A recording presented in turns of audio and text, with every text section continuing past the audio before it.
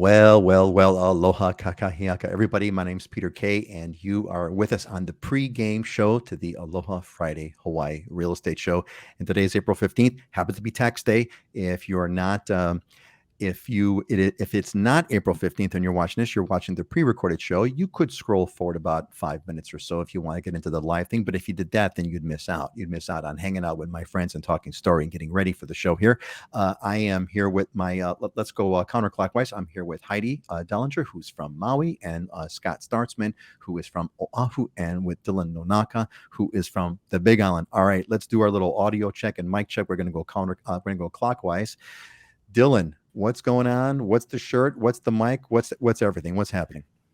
How's the sound? Sounding good. Got the living hula. I was joking earlier that I busted out my iron for the one time every other week, so I could get the collars nice and straight because they're kind of crumpled up. But yeah, ready to go. Beautiful day here on the Big Island. Missed you guys a couple weeks ago. Had some army duty to do, so I was tied up. But looking forward to the show today.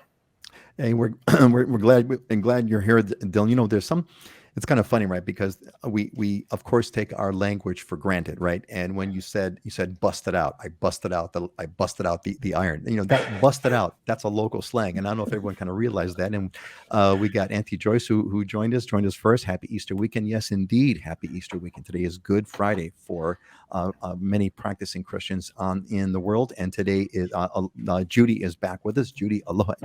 Judy, are you on the Big Island right now? I'm not sure if you're doing it or if you're visiting.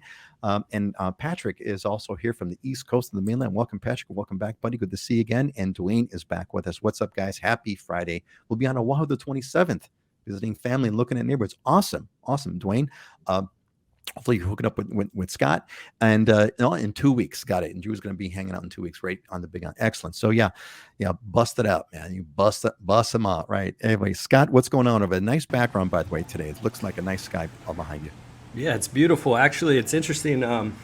Showtime, you can see some of the trucks.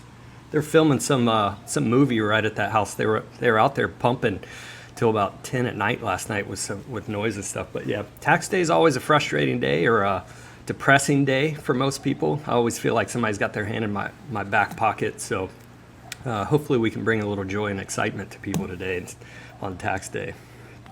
That's going to be one. If we could bring joy and excitement to people on tax day, especially since we're going to be talking about taxes, that's going to be a remarkable moment. That would be an absolutely remarkable moment. And Juliana is with us. Welcome, Juliana. Aloha, everyone. We're glad to have you here with us. And Patrick is back from Germany. Awesome, Patrick. Great. Good to see you, buddy. Glad everyone's coming back. It's so much fun. I really enjoy this part of it. Norman's back. Norman, welcome, Norman. Norman is gearing up for We are gearing up for the Islander Ohana, which is going to start in a couple weeks, which is cool. He has joined us and will be joining us. I'm looking forward to get to know you better, Norman. Excellent. Okay, let's see who's up next. Heidi is up next. Heidi, what's the coffee? What's happening? What's going on? Well, coffee. It's called the Maui Ecstasy Triple X, and it's a mix between the Kanapali Estate, Kanapali Mocha, dark roast, and the estate blend, and it's excellent. So I highly recommend it. And just something kind of fun coming up. The Maui Marathon is going to be in April this year, April 24th. I'm not a marathon runner myself, but I do have some friends coming out. It's, one of the most scenic marathons in the US. And according to their website, it is the longest consecutively held running event in the state of Hawaii. However, I don't think they had it in 2020, so I don't know where that puts us, but excited to have it back in person and no more mask mandates for right now. So that's pretty awesome too. Yeah, I can't imagine if they even did a marathon with the masks on. That would be borderline ridiculous. But anyway, good on them. I'm assuming they're not gonna count the COVID as a break. I wouldn't count it. It was a weird set of a weird time. That would be interesting. I've heard of the Maui Marathon, I think offhand. So I'd be interested. What route do they kind of take, generally speaking, to do those 26 miles? Along the coast, like through, West Maui, Central Maui, along the coast. So you're looking at the ocean most of the time, which makes it really great. It used to be in October and they changed it to April this year. So that's something new. Interesting. All right, we got a few more folks that are joining us before we get our show started. Neil is joining us. Aloha from California. Neil is has joined us up for the upcoming Islander Ohana, which is going to start on the 30th. I'm real excited, Neil, to have you a part of it and have those interactions. I got your email, Neil, was really great. I appreciate it. I'll be responding back quickly soon. Candice is with us. Candice, aloha from Oregon. Welcome, Candice. We're glad to have you here. And Dan Frost is here, got the new Hawaii magazine. I think there's a guy impersonating Scott on the back of the mag with other realtors. Is a pick a scalp. It's a dude in a suit and a tie. No Ren Spooner. Scott, is that you on the back of Hawaii magazine? Oh yeah, when I'm not on this show, I'm in a suit and tie normally. Well, No, there you go. yeah, we ended up our top producers photograph thing. Evidently, a couple of people sent it to me. I didn't even know it came out. Was in the magazine. Well, there you go, man. We there are celebrities at every level with us, Dan. Appreciate that. Dan, were you? I got an email from a Dan Frost. Is that you? Just a little bit while before the show started. If you got that question, Dan, repost it back over here so we can take it. I didn't have time to process the email the way I normally do. Alex is with it. How's it? So Alex, how's it? There's no space. There's no space between the Z and the I. It's how's it. It's one word. It's not how's it. It's how's it. So put that in there, just so you know, Alex. You get a little bit of free Islander Ohana. Yeah, Dan. Okay, cool. That is you. Excellent. Great. Excellent. So repost it. All right, gang, it is that time. It's 9:02. Let's get this guy going over here and start off with what we're gonna talk about today. And let's go. Okay, great. So, really some quick updates here. So a couple of interesting things kind of going on now. The visitor industry is like they're sounding the alarm bells. There's not enough staff. There's not enough people to kind of handle the expansion. So if you're into the visitor industry and you're looking for considering a job in the visitor, or if you are employed in the visitor industry, or if you're thinking about a job in the visitor industry, this is the time. This is a moment. Maybe you're in management or not. It's definitely happening. So that's that. The Inter-Island Cruise has come back, which is really cool. This is the Norwegian Cruise Line, the Pride of America cruise ship. And we've actually family-wise, we've done this several times back a long time ago when they kind of first started. It is a great way to see the island chain. They're up and running right now. They're at half capacity. They're operating at 50% capacity, which because of COVID, etc. But boy, what a great moment to kind of go on an uncrowded cruise ship. If you haven't done the island cruise, I would recommend it highly. It's a great way to kind of see all the islands, and you stay in a hotel, so to speak, that floats around. It's great. Another one, Waipio Valley closure controversy. I'd be interested if Dylan's going to have any kind of feedback on this one. So Waipio Valley is in my mind, it is the most beautiful place on earth. It is unbelievable, truly God's country. The road's been closed because of the reason being given is they need to do road repairs, but there's all kinds of controversy about it. For example, here I'm going to try something new here today. See if I could do this. I'm going to post let's see here. It did work. Okay, here we go. So for those of you that are here, no, it didn't work. No, it didn't work. Oh, darn. Oh, well. I was going to post a link in the chat, and that link does not work. But I was going to post a link to the chat to a Facebook post, but that's not there anyway. There's some controversy there. There's guards at the top, and there's favoritism going on. Who can come in and who cannot? They kind of bend the rules for some, but not bend the rules for all. I'm interested if Dylan has got any feedback on that. If he does, Maui has got some issues. Be interested to see what Heidi's heard about this. There's a deer pest problem because of their part of the cause is there's a drought on Maui, and the drought is making the deer kind of do crazy things like jump over fences and kind of go into farms. It's causing all kinds of problems. There's a growing deer pest problem. Interestingly enough, there's also a company that has started on Maui, and this company is specializing in packing venison, deer meat. So they're trying to kind of make it some sort of a sustainable thing, right? Where they harvest out the unwanted deer, and they're packing that up as venison. So I've heard about that. I don't know what the name of the company is, but if you Google Maui venison, things like that, you'll probably find it. Short-term vacation rental bill has passed. We've been tracking this for a while. This looks like it's going to be taking the next step. It hasn't been legally signed yet, but it looks like it's going to be signed because the mayor was the guy who brought it up. This means short-term rentals. So a short-term rental is defined as something that's under 90 days. This is Dan's question, I believe. Dan was looking for a place to rent. Anyway, so there's going to be some changes based on that. That market's going to be experiencing some serious change. And then finally, the weather. The weather's perfect, of course, as always. Look at those temperatures again every single week. Those of you that have been on the show, you've seen this every week. Every time I show it to you, the temperatures don't vary by more than 1 degree, which is absolutely remarkable. Still blows me away about Hawaii. All right, I think that's about it for today for the news part. Let's move on and let's talk about kind of what's new, what's happening. Either a market, and we're going to talk about. We have a we have a special tax show we're going to talk about shortly. But in the meanwhile, any news you want to report on about Maui? Any market updates? We're going to go counterclockwise. Heidi, Scott, and Dylan. Any market updates? Any news? What would you like to share about Maui, Heidi? So just a quick market update. We received our new stats, and condo median prices on Maui shot up to $820,000 for the median price for a condo last month, which is up 28% from last year. And single family homes are at 1.1775 as a median price for a single family home. Still continues with less on the market, low inventory compared to last year.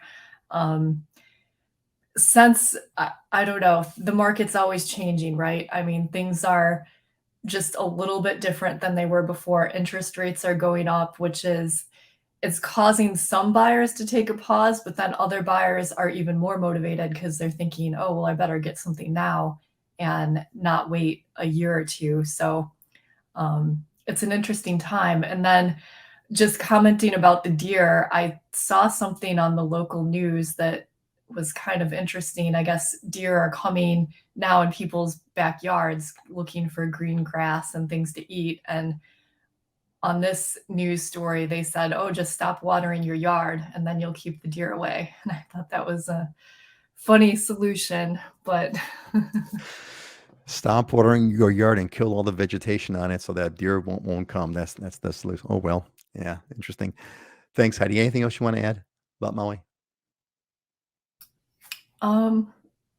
No, I mean, that's it, unless you have any questions for me. Well, if you got some questions for Heidi, folks on Maui, kind of pop them in the comments, and we'll be sure to take those. Scott, what's the latest on Oahu? What's their feedback? What's the market? What's happening? Man, we've been cruising along with not too much news for a little while, and then bang, all at one time, like 4 different things are going on. The biggest, so I'll give you a quick market update just so, because it leads into something else that's really interesting. Single family homes this year on Oahu, the median sales price is $1.15 million now. We are actually up year to date 22% in price from the same time last year, which is, I mean, it's amazing. We're still trucking along. And condos, because there's so little inventory on the single family home side, the condo market is heated up, and the offshore and foreign buyers are starting to come back, and prices are up 14% year to date for condos. And what's crazy, I saw an article where we're 30% more affordable now than we were at the peak in 2006. So they're saying we have more room upward to go. But interest rates just went up from the bottom of where interest rates were during the pandemic. They've gone up 2%. In the last 3 months, they've gone up 1.5%. And what's amazing, if you calculate that to a price component, in the last 3 months, if you move it over to what that would equate in a price appreciation, that's 20% in the last 3 months. So you're up 22% in price from the same time last year, and an effective cost on people's mortgages by 20%. And you're up 28% from the beginning, from the bottom of where interest rates had dropped. So at some point you can't keep on this accelerated path. But what is interesting is when I look at the number of new sales, they're down. I mean, I'm sorry, number of new listings, they're still down. And the pending sales, which are escrows going on right now, are higher than they were last year. So the momentum isn't slowing down yet, but yet we're having this significant appreciation. I mean, common sense would tell you, if you're in a market where conditions are going to lend itself to 20% price appreciation, you would think that if interest rates equated to like a 10% increase, then prices would probably only go up 10%. We're far exceeding that. So the interesting thing is we're in an inflationary time. We're moving in that direction where things are going to cost more, and most people buy on a mortgage payment. So I do expect us to decelerate on that price. You can't have both of these going on in the same way and keep the same momentum. But I don't see prices coming down. And even if they did go sideways, what are we talking? Your mortgage payment tomorrow is going to cost more than it would today, right? So if you wait to buy, it's going to cost you more if you're getting a mortgage payment. It's interesting. I'm interested to see what happens with the numbers in the next 2 to 3 months, because we should see some deceleration, not slow down. And I'm hoping to slow down in some of the number of sales, because we're still active inventories at 425, where it's not like it's ballooning up, and the pending sales are far outstripping that. So, man, the market just keeps getting weirder. Then you add on top of it the Red Hill issue, where they're talking about a moratorium on water, potentially new developments, I should say, restriction of water, and potentially a moratorium on new construction and new developments. Okay, don't add any more supply to the market. What's that going to do to prices at that point? And it takes 5 to 7 years to build a new well, which is what they were talking about. So if you don't have new construction for 5 to 7 years, man, it's crazy. I mean, it's nuts to imagine what's coming down. It's I mean, as you're saying all this, what's kind of going through my mind was that, if if the laws of economics are still in effect, in this universe, which they presumably are, it really means only one thing. It means that, well, either there's been a huge increase in the demand, which is possible because you have these, the pandemic opened up a new category of buyer, an out-of-state buyer that can work remotely, and that becomes an in-state buyer that can work remotely. So that is a new category of buyer, hence a new sense of the demand. And it also means that the market was significantly undervalued. It was significantly undervalued, and these price increases, and these nonstop increases, kind of seem to take effect. Crazy. All right, let's go ahead. Go ahead, Scott. Well, yeah. Think about this. Not only did we add out-of-state buyers, because when people were sitting at home during the pandemic reevaluating their life, they said, "Where do we want to live? We don't want to live here. We want to go live in Hawaii or somewhere else." But those interest rates that dropped allowed people to refinance, lower their payments, potentially pull capital and equity out of their property. Now they got to go invest it. So everybody got this huge influx of capital to be able to go invest. And that's what you're partly starting to see. And that's absolutely a part of it. All right, before we move on to Dylan, I want to hit a couple of comments real fast. And BB came with a great thing. Put the dogs in the yard, scare the deer away. Absolutely. This assumes you have a dog, and presumably an intimidating dog. But yes, Andre, we're going to come back to your question here. Assessed valuations have inflations. Can you expand on what you mean by that a little bit more, Andre? I'm not exactly sure what that question is. Let's pop that back in. Give us a little bit of an expansion there. Dylan, give us the Big Island update. If you could talk about, if you know anything about the Waipio Valley, but whatever else you want to share, market news, what's interesting in Maui on the Big Island. Yeah, the Waipio thing is difficult. The mayor shut the road down because of potential hazard and danger. It is, if you've ever been down there, it's a crazy steep road, very narrow in some areas, and you have to stop and wait for traffic to come up in order to pass in just a couple of areas on the way down. But I can tell you the last time I went down there, maybe it was last September or something, and I was shocked at how many people were there. I mean, there was literally hundreds of people on the beach. And so, we got to find some balance of preserving resources and not, abusing those types of areas. But then you have, freedom of movement. And so if you let one person in, how do you not let other people in? So, yeah, I don't know if I don't have a good solution to that, but there's definitely there's good arguments and reason on both sides of that. So we're not going to solve that here in the show. That's kind of the background on that. But yes, one of the most beautiful places in the world for sure. The other positive news for the Big Island is the Merry Monarch Festival is coming back. And if you've never watched the Merry Monarch Festival, I don't know offhand where it's going to be streamed, but they do stream it online, so you don't have to, have a local TV station.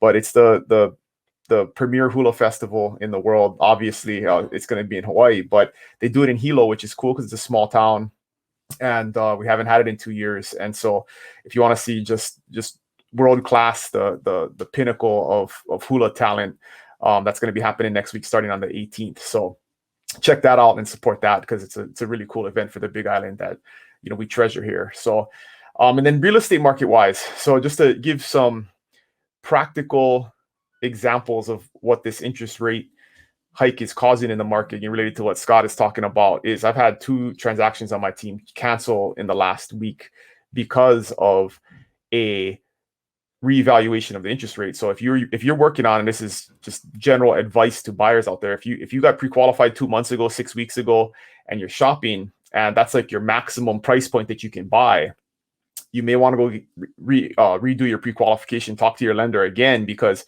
your buying power could have gone down. And so what we're seeing happen is people are getting under contract based on a pre-qualification amount that they got maybe 2 months ago, and now they don't qualify for that anymore. So once you open escrow and the lender reevaluates the file, they're no longer qualified to buy because the increase in the interest rate has decreased their buying power. So that's definitely going to have some type of effect. But like Scott was saying, we're not feeling that. I mean, that's happening on a case-by-case basis, but that property goes back on the market and they find a buyer for it the next day. So it's not like it's having a detrimental effect on the ability of a seller to sell a property. And for us on the Big Island, what's interesting is that a year ago, we were back in full swing, right? March of 2021, the market was on fire. And on the Big Island, we had 1,596 active listings, just all properties, condos, homes, land, and there were 1,631 in escrow. So there were more under contract a year ago than there were available to purchase. And then so today it's 1,530. So there's a few less active listings than there were a year ago, but there's 1,293 in escrow. So we're back to more active listings than in escrow, but we're almost still kind of at that 1-to-1, when normally it's more of a 2 to 3-to-1 ratio in terms of number of properties available versus properties that are under contract. So still, the market is crushing. The only reason that I think there's a slowdown in the number of escrows is that buyers are being really aggressive on price. So we're starting to see homes sit for 90 days, 100 days, because they're $300,000, $400,000, $500,000 overpriced. So that's the biggest mistake a seller can make in this market, is that you abuse the really favorable market you're in and try and be really, really greedy. And buyers at some point will say, okay, that's enough. I'm not gonna buy. But yeah, the market continues to be strong. The interesting stat on the Big Island too is that the median price for condos is actually higher than the median price for homes right now. So we're at this is island wide, because we do have markets where there are affordable homes, but the median price for homes are $515. The median price for condos is $650. And condos are seeing over 100% average list to sold price. So the condo market is completely on fire right now. That's great. Dylan, you said there's 1,500 current listings going on. Is that what you said? 1,500 or so? That's all listings. So homes, land, and condos. Right, everything. Available properties. Yeah. And Scott's cracking up, because Scott, you said Oahu has 400, right? Well, that's homes. No, so that's homes. Homes. But we only have 875 active condos on the market. So we're at like 1,300. We're less than the Big Island. And that includes all high-rise towers, the entire urban core, everything.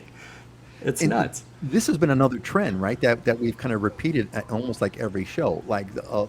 For rounding error purposes, Oahu and the Big Island had the same amount of listings. Let's just say give or take, same amount of listings. However, Dylan, how many times the population? I mean, Oahu has 1 million people, Oahu's 5 times the population. Yeah. We have 5 times the population. Just to give you a sense of how crazy this market is, we have 5 times the population. The same amount of homes. And let me add context to my number, because it can be a little bit deceiving. We have tons of agricultural land that is for sale. So 800 to 1,000 listings on the Big Island at any given time are vacant land lots in the rural areas of the island. So really, we have from homes and condo standpoint, we have like 400 or 500. So it's a lot less than what it looks like in terms of total available listings. But it's crazy because we're floating right around 400 active single family home listings, which is about the same as Oahu. Right. So that number is almost 1-to-1 with Oahu. The number's It's still a crazy. 1-to-1 number, but we have a 5 times more. It's crazy. All right, we had a couple. Go ahead, Scott. And to piggyback on what both Heidi and Dylan said, for what we're having to do with buyers now at this point is, hey, anytime you see a property that you like, okay, we got to run your numbers again because rates have changed. And where are you now before we go and put in that offer? Do we do it? Do you know what your payment's going to be? We're more or less once a week, we're having to rerun people's numbers just to make sure we're staying in line and to follow things, see where they go, and give that advisement on strategy and stuff. We have 5 out of 10 condos are selling over asking price here, and 6 out of 10 homes are selling over the asking price. And this is after year over year 20% increase in prices, and with a sort of a hidden 20% increase in price due to the interest rates going up. So it's just amazingly nonstop. All right, I want to catch up on some comments over here. First from Auntie Joyce, who says Mirror Monarch is the best, not to be missed. Absolutely. Can't get tickets, of course, but better to watch on TV or tape and watch at your leisure. Definitely, it is the cultural event. I think really for locals, for Hawaii. For local residents, it is. I'd say it's one of the major cultural events of the year. Dylan is. Tickets are like impossible, right? There's like no way you have to be like superhuman or know someone or whatever. There's no way to get in there. But the funny part is it's like a lottery system. You got to send in your requests early, and then they pick, and then you get chosen to have 2 or whatever. I mean, it's super hard. Yeah, super, because it's very, very limited. It's a very small spot. The only time I've ever attended in person is when I worked for the governor, and we used to get tickets right in the front row. So I will never go again, because it's like, once you experience like right the front row, the best seats possible, like why would you ever go? So watch it on TV. It's great with the camera angles, and you get much better experience on TV for sure. So. Yeah, oddly enough, it's very, very, very, very true. Let's kind of follow up here with Andre. Helping schools and police and administrations and all government does isn't a problem to me, but does the market intrude upon tax bills? Not sure what you mean by that, Andre. I would say that the tax bills are certainly affected by the market as prices go up. Tax bills go up, and we're going to talk about taxes we'll talk about taxes in more details in just a minute over here. Spencer's got a question. This one's for you, Dylan. Thoughts on the $34 million land lot in Kaupulehu? Dylan, if you know about that one. What % of land on the Big Island is available for sale and development? Dylan, you've talked about that in the past. I don't know if you know about this lot that that Spencer's talking about, or what's your how much? What about land on the Big Island available for? Where is Kaupulehu? Where is that? Do you know where that even is, Dylan? I don't. I'm not familiar with that listing. All right, click yourself around. Maybe find it if you not a lot of buyers in the market for $34 million pieces of land, but yeah, Spencer, if you want to buy a $34 million piece of land, we definitely will. I can assure you that Dylan will put his team all over that one. Norm's got a question. Here we go. This is a good one. How much of an advantage is paying cash for a home help? Heidi, why don't you start with that one? How would you respond to that? Well, I think a cash offer is always a competitive offer. And if there's similar offers that are cash and financed, usually the seller is going to go with the cash offer, because there's just not the, one less contingency with the financing. With cash, you can close faster. You don't have to worry about an appraisal. What I'm seeing right now is, even with financed offers, buyers are pretty much being asked to waive an appraisal contingency these days. But cash is always better, but don't expect to get a huge discount just because you're paying cash. You're still going to have to be up there in a competitive price, close to whatever the other offers are. So it's an advantage, but it's not the killer advantage. Scott or Dylan, is there anything you guys want to add to that, to what Heidi's already said? Well, just to go back to the question, less than 5% of the Big Island is zoned for any type of development or really buying. The rest of it's federal and state land, Kamehameha schools, land, large, significant landholders on the island. So it's very, very limited supply. And I'm not seeing a $34 million listing on the Big Island, so I'm not sure where you're seeing that at, but hit me up and we could follow up on that. Yeah, hit us up, Spencer. He said it's near the Four Seasons it was sold. So that would be that would give you an idea of that's why it was probably, developable luxury land that you could develop into, they sell those lots off for $3 to $5 million and then build a $10 million house on it. So it's probably a great deal for whoever's going to go and pursue that project. It's going to be an amazing project. That's for darn sure. Anybody want to add to the Scott? Is there anything you want to add about the cash advantage that Heidi hasn't already mentioned? Yeah, I mean, in this market, there's some. I put this property on the market in Lower Makakilo for $825,000. We had 15 offers, and we're in escrow at $950. If you're not competitive on the price, it doesn't matter if you're cash or financing in this market, because I have all these strategies that I'm using right now to make my financing people just as competitive as cash. So there's enough people in the market that if you're not competitive on price, it won't matter if you're cash or if you're doing financing. Would you prefer to do cash? Yep, for all the reasons that Heidi just said about the financing component, adding extra contingencies and stuff. But at the end of the day, if you're not competitive on price, forget it. Doesn't matter if you got a briefcase of cash. Yeah, that's well said. Go ahead, Dylan. One thing to consider with that, and one is definitely, I get the cash buyer that wants to try and get a deal. Can we get it at list or lower? And I'm like, no, because somebody is gonna go over list price with financing, and if they're strong finance, and that's one of the things to think about with financing is what's important is to understand and look at, and I tell sellers this, what the financing looks like, because if you're putting 50% down and you're only required to have 20% down per your loan program, you basically have a 30% appraisal gap built in, right? So we don't really care about the appraised value at that point. You can waive the appraisal because we know that you have plenty of cash to cover any shortfall in an appraisal. If you're doing 10% down and that's what's required of your loan program and you don't have any more savings, then you don't have the ability to make up any difference in appraisal. So you're in a weaker position. So not all financing is created equal is the short story. And so it doesn't necessarily mean that with cash, you're going to beat everybody out. You're not going to beat all financing out with cash, because if it's financed if it's a strong financed offer that has plenty of down payment room to cover a gap in the appraisal, they're going to beat you on price, like Scott said. Price is what it's going to come down to. Yeah, at the end of the day, it's and from what I learned from you guys, it's from you folks, it's not just price; it's the cash that the seller puts in their pocket when everything is done. That's at the end of the day, which is what the real price is. So Norman's going to help. And the reality is, appraisals aren't that bad. I mean, we're getting them onesie twosies that come in low, but I mean, we're not having these rash of extremely low appraisals. So if you're counting on an appraisal coming in low and renegotiating, it's just not happening that often right now. Yeah, we are in a different world. We got a really technical show today, which is kind of fun. We are geeking out on numbers here. So Bibi says, small business in search of loan to buy and develop $1.5 million lot on Molokai. Where should I start? Good question. Look, Bibi, the place to start is in the comments. In the comment section, I got links. Click on that link. Fill out the form. It's going to come to me and Dylan and Scott and Heidi, and give us the details on what you're looking for, and we will absolutely be able to hook you up with the right thing. We got some experienced people here. Give us definitely reach out. Click on the link in the description for sure. Fill out the form. That's where to start. Paul, who's back with us. Paul's been Paul. You're here almost every show, which is great. Is there a price point above which competition for a house decreases? So I think, Paul, what you're referring to is this sort of, we keep talking about there's all these listings that, these competitive purchases are going on. A house goes on the market, it gets bid up right away, it goes off, et cetera, et cetera. What's the price point where there's not a whole lot of competition? Let's kind of hit this one. Why don't we do let's do Scott and then Heidi and then Dylan on this one. Scott?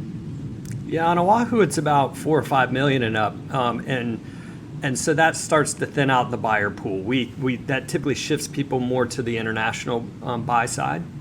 But like I talked before, when I did that luxury market segment, when I talked about it, from top to bottom, we're seeing real strength in all market segments. So yes, it thins out, and yes, you're going to have less competition. You're not going to have 15 offers and whatnot, but you still do have competition even above that $4 or $5 million range.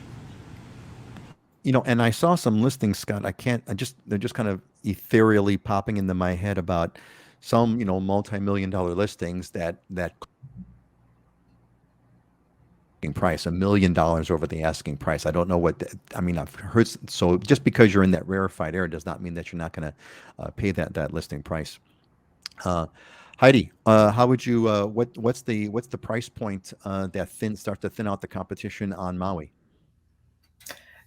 Yeah, similar on Maui. I mean, up in the 4 or 5 million and above. I mean, the higher in price you go, the less the buyer pool is. But I mean, an $18.5 million home just sold in McKenna recently. So, I mean, things are still selling at the high end luxury price point. But for a property like that, no, you would not have 10 offers on something like that. But we're still seeing a lot of strength on Maui. I mean, even in the like 2 million, $3 million range. I mean, that's still been really strong. So across the board.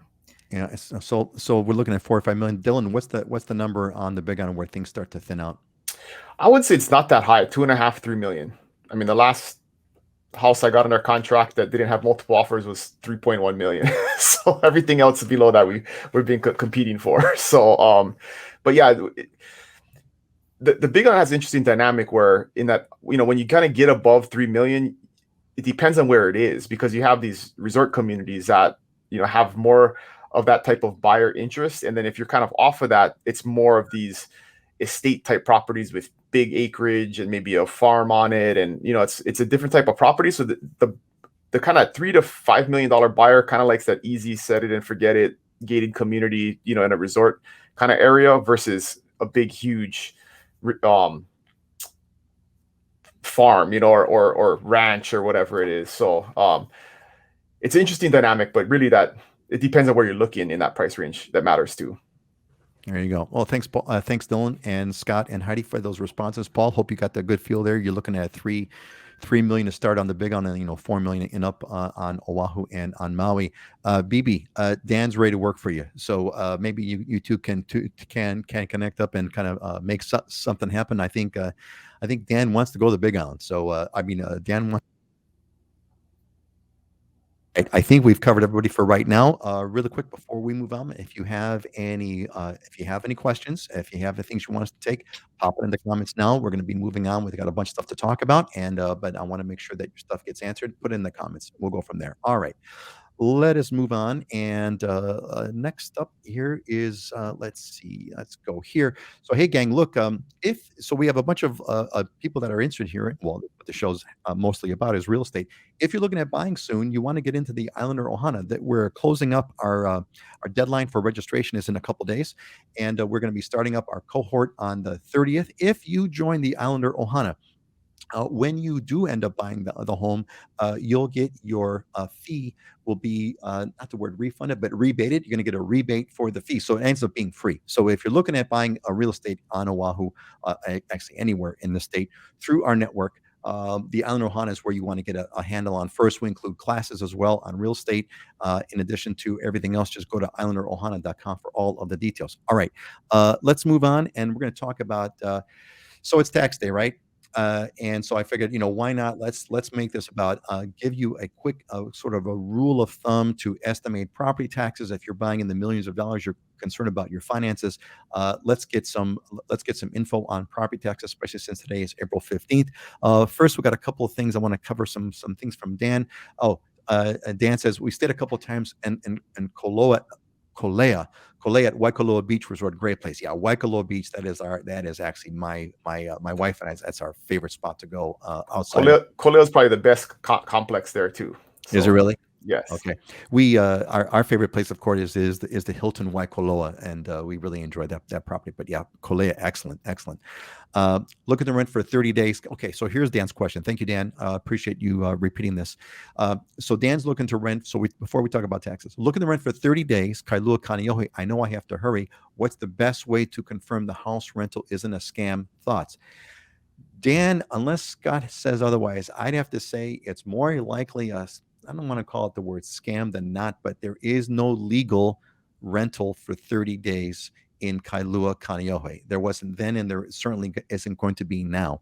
Scott, you want to kind of add on to that? If you're looking for a 30-day rental, it's really going to be in the resort areas around either Waikiki, Ko'olina, on which is West Oahu, or the North Shore. Scott, you want to add to that for Dan's question?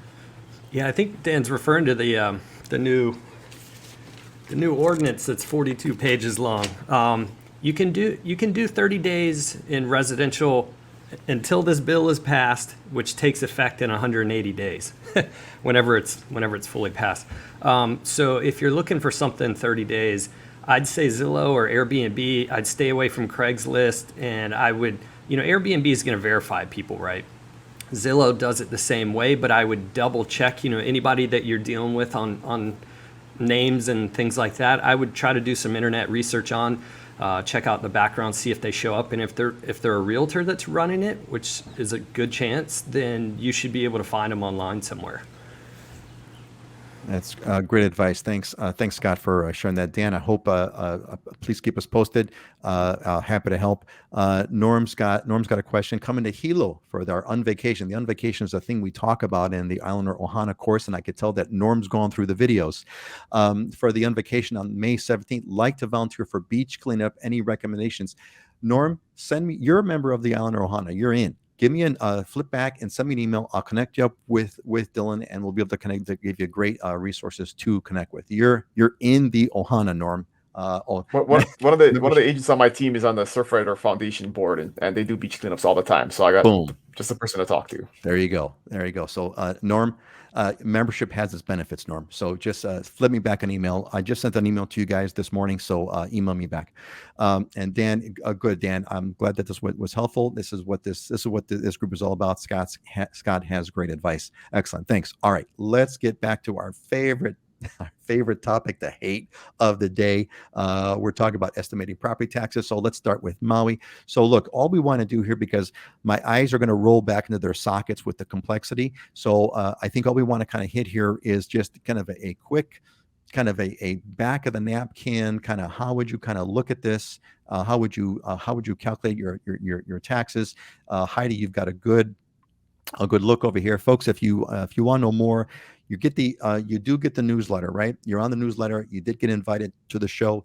Reply back to me on the newsletter, and I can send you these slides so you can see these details. But Heidi, why don't you give us a quick overview of how would you calculate property taxes on Maui, really quick? Sure. Well, great news. Even though it's tax day, it's not property tax day. Our tax year goes from July 1st to June 30th, and property taxes are due in February and August.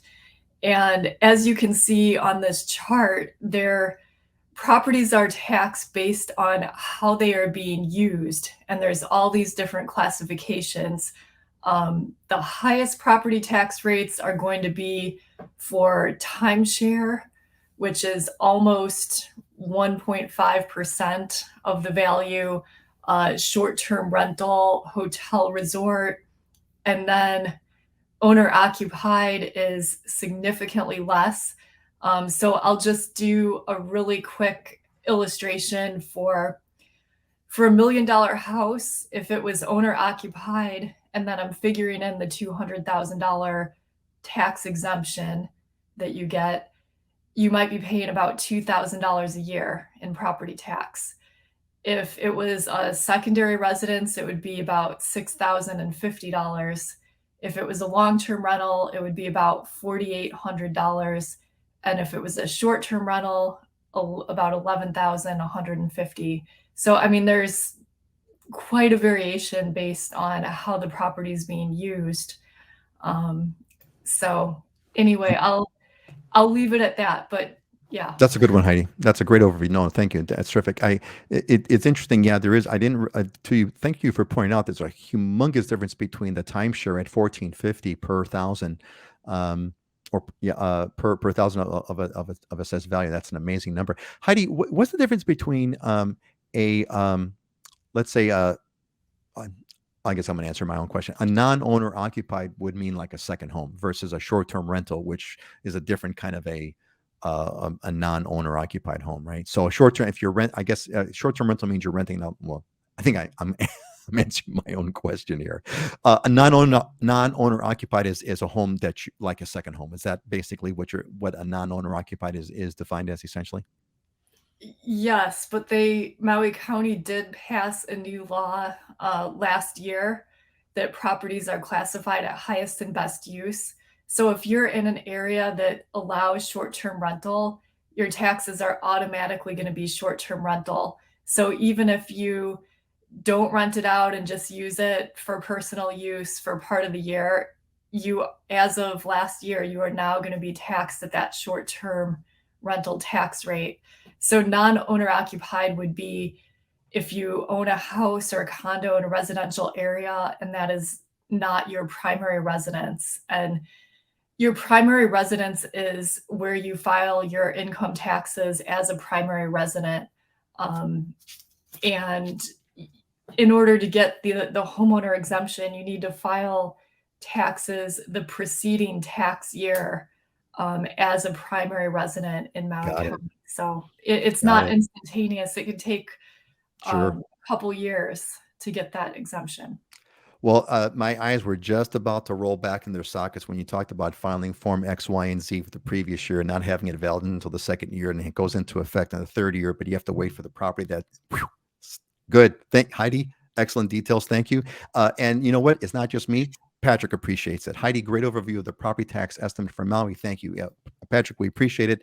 Taxes are a very, very dry topic, and I'm my my ADD kind of kicks in, and so we're going to move on and let's hit the big on over here. Dylan, give us the quick overview. What's how do you calculate the how would you kind of go about some rule of thumb stuff for calculating property taxes on the Big Island?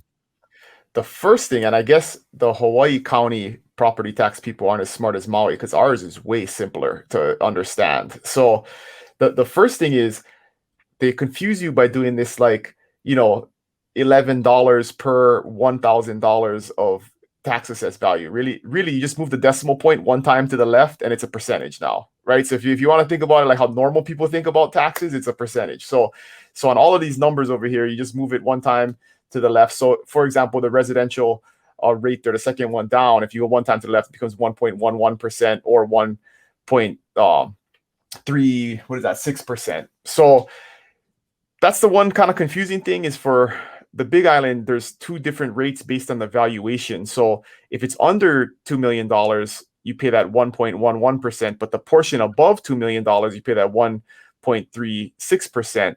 So that means if you have a $2.5 million house, you pay the one rate on the $2 million, and then on the $500,000, you pay the higher rate. That's kind of new. They did that last year, I believe.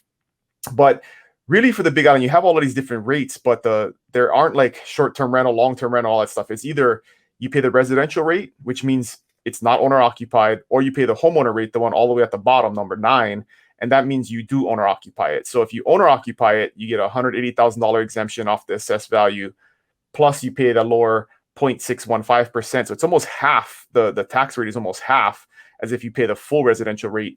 And you pay that full residential rate, doesn't matter how you're using it, short-term rental, long-term rental, second home, whatever. As long as you're not your primary residence, you pay that residential rate. So those are the two that'll affect most people. All this other stuff, industrial, commercial, you're usually not going to be affected as a consumer unless you're a business owner and own that type of property.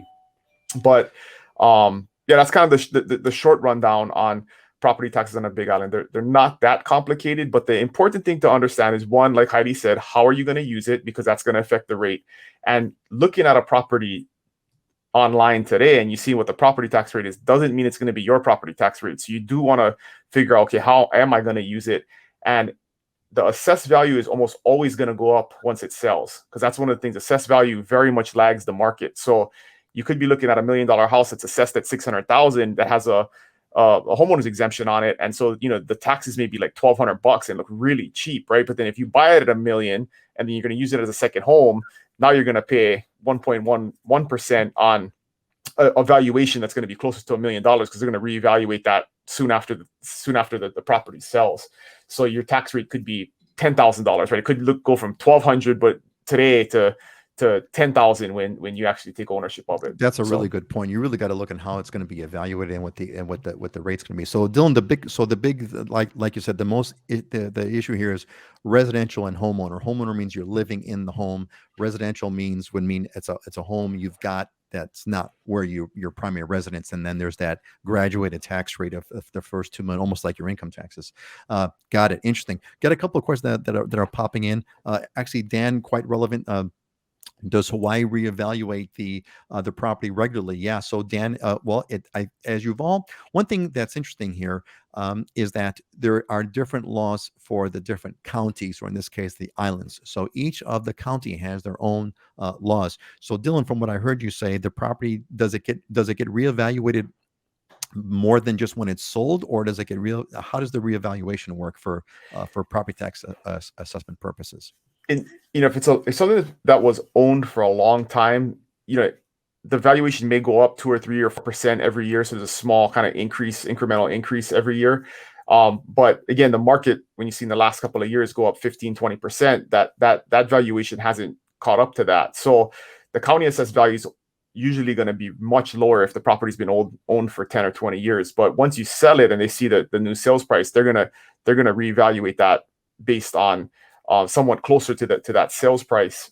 There is a lag in that happening though, because the county only does an assessment once a year, and then the change in rates only happens once every 6 months. So for example, and this happens often, and this affects your ability to buy in terms of your financing, right? Because the loan officer is going to look at the current taxes. So if it's currently paying the full residential rate, but you're going to homeowner be a owner occupant, they're going to base your principal, interest, taxes, and insurance on your payment on what the current taxes are, even though they will go down once you own it. But usually for the first about 6 months, you're going to pay whatever the previous owner's tax rate was, because the tax rates only change every January 1 and July 1. So, if you buy the house in February, you're going to pay that old rate until it gets changed in July 1st. So there will be some lag. Complicated, but yeah, it's not going to happen immediately. Yep, got it. Thanks, Dylan. So, Patrick, we're going to hit this one next. So, Patrick says, so Scott, does a $200K exemption apply to Oahu? Again, we're going to find out, because Oahu has a different tax law. Big Island's 180. Big Island's 180,000. So it changes from island to island, and it actually goes up after you go above 70. If you're disabled, there's a bunch of other exemptions that can get piled onto that. All right, man. My eyes are rolling back in their sockets. My ADD is kicking in. I can only handle so much of this stuff. All right. So let's go on. Let's move on to the next one here. Let's see. Why don't we do this, gang? So there's a bunch of questions that I've got in. I got one from Da Spot Kaunakakai. We're going to take that one in a sec. Kev, I got yours too.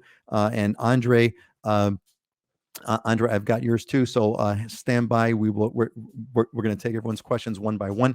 But first, let's hit the Honolulu County tax chart. Scott, why don't you give us an explanation of what's going on over here? Yeah, so I'll talk a little bit about residential in general. So we're 3.5 cents per every $1,000 for assessed value if you're an owner occupant or primary resident. So $1 million property, it's $3,500 for the year, which is very affordable. If you're non-owner occupant, meaning either second home or you rent it out, and that's going to be long term, obviously longer than 90 days now, then you're up to $1 million gets taxed at 4.5 cents per every $1,000 of assessed value. So $4,500 for $1 million, and then anything above $1 million jumps to 10.5. So if you're non-owner occupant and the more expensive that property gets, the accelerated the property tax rate increases significantly over $1 million because of the 10.5 cents. Otherwise, the property taxes are really low. It's when you get into hotel and resort and stuff like that the city and county wants to get their hands into that. Tourism money effectively is what it is, and for hotel and resort it's $13.90. So it basically quadruples, right? Yep. Otherwise, there are home tax exemptions. If you buy and you're going to own or occupy it, you have to file a form, and there's different home tax exemptions. Basically, a discount on that property tax rate, and it's based on your age. So there's a whole matrix for that. Most people forget when they close on the property. You can't file it until you close. Most people forget to file it after they close. So then you don't get the exemption. Interesting. So what kind of stands out here is how and I hope you all see an appreciation for this. Scott, what again was the exemption amount? The home exemption amount for Oahu? It's either 180 or 200. The top. I mean, there's a whole scale depending on your age. Got it. Got it. So, so 180 or 200, depending on the age. And again, you have to file Form 25, followed by Form 26, and make sure you do it before Form Z of year 5. But anyway, that's all beside the point. What really kind of sticks out to me is, as I ran through this, was that, you know, how different that the rates really are. I mean, not just the structure, but how different. I mean, look, the Oahu residential, just let's look at the, if you lived in, for, you know, for those of you who live in Hawaii, on Oahu, it's 3.5%. On the Big Island, it's what, 0.6%, right, Dylan? 0.6%. You move the decimal point, so it's less than 1%, 0.6%. And on Maui, if you're owner occupied, it's 2% at tier 3, which is over 1.5. So Maui could be anywhere from, Maui it's about 2.5% or so. So It's actually just 0.25%. I'm sorry, 0.25%. Thank you. 0.2%. Yeah. 0.25. Wow, that's right. Huge difference. So Maui is 0.25%. Big Island, if I got this right, for residential is 0.6%, and Oahu is 0.35%, right? If I got that right. So interesting. You know, they are different, and they all have different needs, and it's gradual. So what this means, gang, what does this mean to you? Do you have any questions on taxes? I'm just about at my limit as far as I can handle that kind of stuff. Well, why don't we take a little mental break over here and hit some questions up. Let's see what we got here that came up. We got first of all, I got a comment from Auntie Joyce. Also, owner operated by owners qualify as kupuna. There is another break in property taxes. We love the discount. Great. Another kupuna is the local Hawaiian word for the senior discount. So there is I didn't realize there was a kupuna discount, but glad to know that there is. We got a question here from Dahat Spot Kaunakakai. Is it extremely difficult to get zoning changed? I'm interested in a property that is currently zoned as industrial, but I want to develop it with condos, a gas station, and a strip mall. Well, you know, rezoning in Hawaii is something akin to an act of God. That's what I know, and I'm seeing some heads nodding over there. Anybody want to? Now, Dahat Spot Kaunakakai. Kaunakakai is on Molokai. So are you looking at doing a rezoning on Molokai? I would think that's like a whole next level. That's got to be a next level of rezoning effort to get that done. But let's just kind of call it generically, just on a scale of 1 to 5, where 1 is like it's a piece of cake, file a form and you're rezoned, and 5 is like no way in hell, Jose. How would you rate the difficulty of rezoning? Let's do Scott and then Dylan and then Heidi. Rezoning, Scott. I'd say it depends. If you're down zoning, then it's not that difficult. If you're trying to go upwards on the zoning threshold of difficulty, trying to get something approved that's not normally approved, then yeah, it's much more difficult. Dylan, what about you? What's the rezoning like on the Big Island? Same with Scott. It's very case by case dependent. So in this case, what he's talking about is going from industrial back to something that you could do condos on, which is probably going to be more likely, right? As opposed to going from agricultural to trying to do residential or trying to do industrial or something like that from agriculturally zoned property. So my advice is write the check to a good attorney and planning consultant and have them look at it, because they're going to be able to give you good advice. And they're the ones that live in the trenches doing this every day, dealing with the county councils, the planning departments and all of those things. And they're going to be able to give you the best advice on that. Yeah, that's really some sound advice. Because there's also crazy stuff that can stop it. Like you know, you can have the zoning already, and this is a big misconception with people is, you know, you have on the Big Island, we have lots of huge pieces of land, where you have 20-acre pieces of land that are zoned Ag 1. So you can go to one acre pieces out of a 20-acre lot. So people think, oh, you know, piece of cake, I'm going to buy this and I'm going to make 1 acre lots. But there's all kinds of other things that go into getting a subdivision approved. So even if you have the zoning and you can do what you want to do, or you think you can do what you want to do, now you got to put in infrastructure. You got to have water available. You got to have utilities available. I mean, there's all kinds. You may have to do a traffic study to see if you have enough, you know, shoulder space off the highway to turn onto the property. There's all kinds of stuff that go into it. It's extremely complicated. And so if you ever talk to a realtor who says, oh yeah, you can subdivide this, they don't know what they're talking about. So that's a huge red flag when somebody tells you it's going to be easy or simple, because it's very complicated. Yeah, and you know, and to add to the complication, it is Molokai. So I would say the hotspot, number one is you need to be living in Molokai and a huge part of that community, and you need to know everybody in that community. That is one thing I would say for sure. You better know everyone, and they better know you, and not just know you. They better love you. They better love you and love your family, because that's what it's going to take in Molokai, because Molokai is one big family that's been there forever. I see Scott nodding. Heidi, you have any other thoughts you want to add about rezoning and any kind of feedbacks?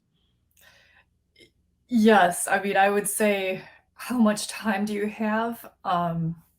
Even if it's something that is possible, I mean, it could take 5 to 15 years. It's not going to be something, um, in most cases on Maui, that could even be foreseeably accomplished in a few years. And yes, I mean, get local representation, get a really good local attorney and somebody that has experience um, doing that kind of thing, because it's not easy. Yeah, I would say the hot spot, if you'll know you're on your way when you start getting invited to all kinds of baby luau's. When you start getting invited to all kinds of baby luau's, then you know you've got it right. You can start the process. Then you can begin the process of considering rezoning. But until you start getting invited to everyone's baby luau, ain't gonna happen. All right, man. Time has blown by.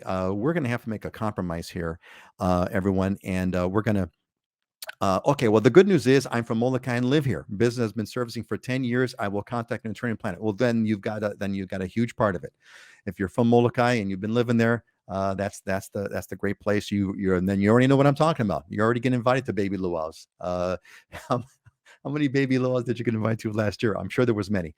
Let's see. And Andre, I'm a marine lawyer good enough to support agriculture with all the development that wants life in Hawaii. Thank you, Andre. I love that comment. Why don't we move on, Ben? This is going to be a really kind of a strange show, but let's do this. We got a few minutes to go, so there's going to be a quick one over here. Let's kind of hit diamonds and deal real fast. Take a little bit of a break and get some beauty in our lives over here, because my eyes are rolling back in their sockets and I'm getting exhausted. So here we go. Maui, Wako, how do you pronounce it? Wakokele place, and Kula, Maui. Heidi, what are we looking at? It's beautiful. You're muted. So this is a half-acre lot, and basically it's a site to build your dream home. But while you're building your dream home, you have this cottage that you can live in. And as you can see in the one picture, there is a ramp access into this structure. It's 2 bedrooms, 1.5 baths, about 800 square feet inside, plus you have some outdoor space. There's irrigation on this property, jacaranda, magnolia, fruit trees.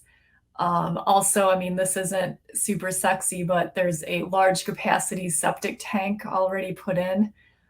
So it's an interesting opportunity in a very desirable area to either live or, live and build. Excellent. Quick, Andre, that was a question. Is the marine layer good enough to support? Agriculture. Hawaii is one of the most fertile agricultural places on earth. It is the most fertile, the best tasting stuff is all grown in Hawaii. So yes, Hawaii's got the ag for sure. That's what Hawaii really is. A huge part of Hawaii's economy for decades was related to ag. All right. And Norm, thanks us for a good show. I'm glad you enjoyed it. Norm, it was touch and go for me, because I'm not into those kinds of things, but I know it was important. Oh my God, what we got here? Koko Kai Oceanfront Estate. Scott, what's this? My God. Yeah, so this is Oceanfront. So Port Lock, Koko Kai, and Triangle on Hawaii Kai all sit out on a peninsula, and I love these homes out here because you look back towards Honolulu, you can see Diamond Head is actually framed in the distance there. Sunsets go over either to the left or the right of Diamond Head, depending on the year, and it's stunning. So this is it's a pretty, I call this an estate size property. It's 18,000 square feet. It's actually 7,800 square feet of home, 6 bedrooms, 6.5 baths, and the architectural design was just phenomenal on it. You can see actually in the lower third, or the third picture on the bottom, there's a jacuzzi off the covered lanai off the master bedroom, where you're looking out to the view. And then the one in the upper left, you can see the grand ceilings. I mean, it's basically 2 stories of ceilings, coffered ceiling, and then you have this curved opening area that you look out to out the living room. So just a beautiful property, great location, and well done. The builder developer did a great job on it. It's incredible. What an amazing place. And this is such a beautiful area. I mean, look at the water off here. It's great swimming, great surfing. Yeah, Kev, right? Right? Exactly. Wow. My God. Unbelievable. This is talk about a diamond. What an aspiration. Thanks, Scott, for sharing this. This is incredible. Dylan, love this, man. Dylan, what do we got here, buddy? Yeah, just wanted to mix it up a little bit and show a deal, right? You can still get a nice little house on a nice little piece of land for, $330,000. So this is just a 2-1 down in Greensands, which is a rural area, kind of south part of the island near Na'alehu. But these definitely exist, and the market is getting a lot hotter in these areas because of the high prices in the west and the east side of the island. So if you're looking to get a little simple house, you can definitely do it for under 400,000 still. And man, that is amazing. Dan's talking about the previous property needs 7 bathrooms. So it's a no-go for me. Well, Dan, that's why you want the Maui property. The Maui property that Heidi's got, that's this bad boy over here. You can build as many bathrooms as you want. So there's always a place for you, Dan. So thanks for that. Man, gang, these were amazing properties. All of them. I love the diversity. Sometimes we're all synchronized, and other times where we have some diversity. So it was great. We went from $10 million to $335,000. That was amazing. And it is time to go. I've got to say, I must do one thing. I must say, because I do want to recognize Good Friday, being we're not going to do our well, what? Okay, look, it's 10:01. We're going to do it. So we're going to do our closing thoughts because it took a lot of work. So why don't we do this? Let's go back over here and let's hit it with Scott. You got the first one over here. What do you got, Scott? And why do you like it? Opportunity is missed by most people because it's dressed in overalls and looks like work. There's anything you want to accomplish, you got to put some effort into it. I love that. That's a great line. And well, the reviews are coming in. So Kev is liking it, and Bobby likes it. So thanks, Auntie Joyce as well. Appreciate it. That's a great one. So okay, Heidi, what do we got over here? Acknowledging the good you already have in your life is the foundation of all abundance. And I mean, this is just related back to gratitude. And sometimes when you're going after a goal, you just keep thinking about what you don't have, but it's important to pause and recognize the good things that already exist and build everything from there. Yeah, well said. Stop and take a moment to stop and smell the roses and acknowledging the good. Good. Thank you, Heather. Heather is an alumni of the Islander Ohana. Thanks again. I'm glad you guys liked it. Certainly try to keep my eyes from rolling back into my sockets. Dylan. Yeah, I heard this at a conference last week from one of the top people in our company, and the point was, in business, you gotta aim to do great so you can do good, right, for your community, for your family, for those around you. And I just thought that was really resonated with me in what we aim to do in life is do great things so you can do good things. Yeah, well said. That's I love these elements of success. They're really kind of it gives you. There's so many aspects of things to do in your life and to think of. So I appreciate you guys all sharing that. I normally have my proverbs, but I'm gonna pass on that, and I want to recognize that today is Good Friday for many Christians around the world. And whether you're a Christian or not, if you just look at Jesus of Nazareth in a historical context, just look at him as a person of history, the way you would look at Martin Luther King, or the way you would look at Gandhi. Just look at Jesus of Nazareth in that sense. Watch the movie The Passion of the Christ. And I think what's amazing to think of today on Good Friday, which we recognize this event, is here is this man who was brutally treated, brutally tortured. And yet at the end, even though he gave his life, he forgave. Amazing story. And that is the story I take away from today. So a blessed Good Friday to my Christian friends around the world. Okay, let's say goodbye, everyone. We're going to go counterclockwise. We're going to go Heidi, then Scott, and then Dylan. Say goodbye, everybody. Aloha, everybody. Happy Easter weekend. Yeah, have a good Easter, everybody. Hello, everybody. Aloha, folks. We'll see you folks in 2 weeks. And Auntie Joyce, and you all do good. Blessings to all. Aloha, everyone.